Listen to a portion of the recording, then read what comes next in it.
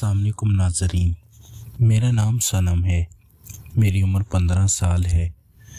मेरी family total 3 अफराद पर मुश्तमिल है। मेरे अम्मी अब्बू और मैं माँ बाप की इकलौती बेटी हूँ। मेरी अम्मी अब्बू मुझसे बहुत प्यार करती हैं और मेरा बहुत ख्याल रखते हैं, क्योंकि मेरी पैदाइश के बाद मेरी अम्मी कुछ बीमार हो गई थी, इसलिए मेरा कोई भाई बहन पैदा नहीं हुआ था।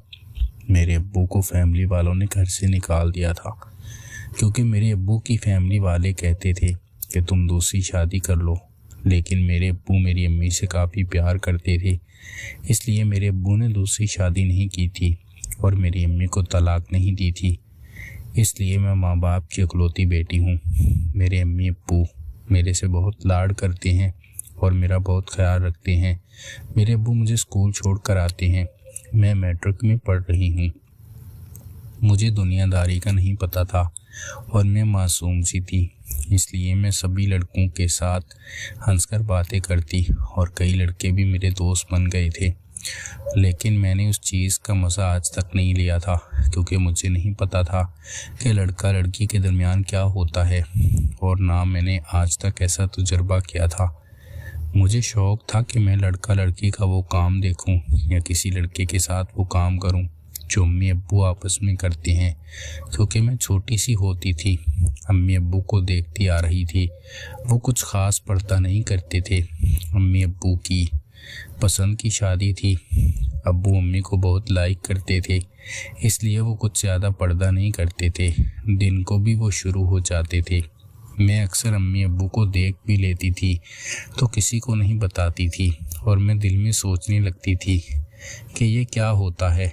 लेकिन जब से मैं स्कूल में आई थी तो मेरी सहेलियों ने मुझे सब बता दिया था और उन्होंने सब तजुर्बे किए हुए थे। मेरी सहेलियां कहती थी कि तुम जब किसी लड़के के पास जाओगी तो पहली दफ़ा तुम्हें थोड़ी मुश्किल होगी, उसके बाद तुम्हें इतना सुकून आएगा कि तुम सुकून के वादियों में खो जाओगी और तुम पागल होगी। मुझे भी ये तजुर्बा करना था और मैं ये तजुर्बा करने के लिए किसी लड़के की तलाश में थी। मेरे अब्बू बहुत सख्त थे और वो मुझे स्कूल छोड़ कर जाते और शाम को लेकर भी जाते थे। मैं ट्यूशन पढ़ने चली जाती थी। मैं जिस घर में ट्यूशन पढ़ने जाती थी, मेरे ट्यूशन टीचर की उम्र 60 साल थी। उनका बेटा सदाम 15 साल का था और मेरी एज का ही था। मुझे वो पसंद आ गया था। वो भी मेरे पास ही बैठ कर पढ़ता था और मेरे साथ काफ़ी गपशप लगाता। मैं उसके ख्वाब देखने लगी थी और उसके नज़दीक आना चाहती थी, लेकिन मुझे मौका नहीं मिल रहा था। एक दिन मेरे अब्बू की टांग में कुछ दर्द था, इसलिए मेरे अब्बू मेरे ट्यूशन टीचर को फ़ोन कर दिया था कि आज मैं सनम को लेने नहीं आ सकता, इसलिए सनम को अपने पास ही सुला लेना। मेरे ट्यूशन टीचर ने मुझे अपने ही घर में कमरा दे दिया था। उसकी फैमिली भी छोटी सी थी और उनके 2 बेटे थे।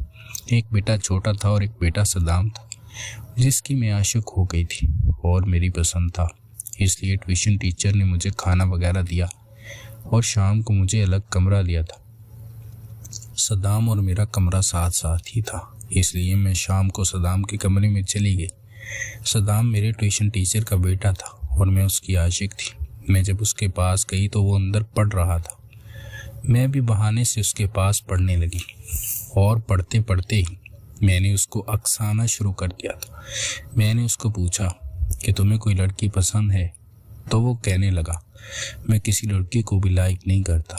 लेकिन जब मैंने उसका हाथ पकड़कर अपने हाथों में लिया तो वो बहकने लगा था और मुझे कहने लगा था कि सनम, आप मुझे बहुत पसंद हो और मैं आपको लाइक करता हूँ और मैं आपके करीब आना चाहता हूँ।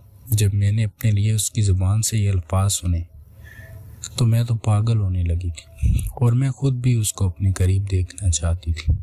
लेकिन उस वक्त उसकी अम्मी अब्बू जाग रही थी और रात 9 बजे का टाइम था। मैंने उसको कह दिया था कि अगर तुम मेरे साथ वो काम करना चाहते हो तो रात को 11 बजे मेरे पास आ जाना। मेरा कमरा उसके साथ ही था।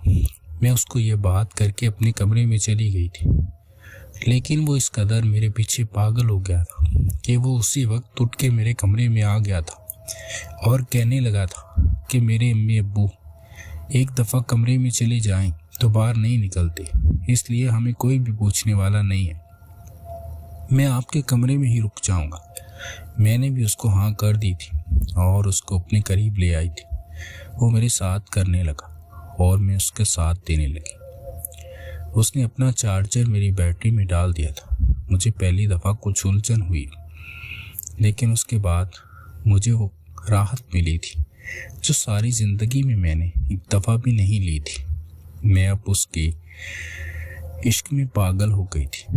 اب میں اس کی دیوانی تھی اور وہ کسی نہ کسی بہانے سے مجھے اپنے گھر میں ہی مل لیتا تھا، کیونکہ میں اس کے گھر میں ٹیوشن پڑھنے جاتی تھی اور میں اس کی عاشق بن گئی تھی۔ اب میں صدام کی محبت میں پاگل تھی اور جب بھی موقع ملتا میں اسے زندگی کا سکون لے لیتی۔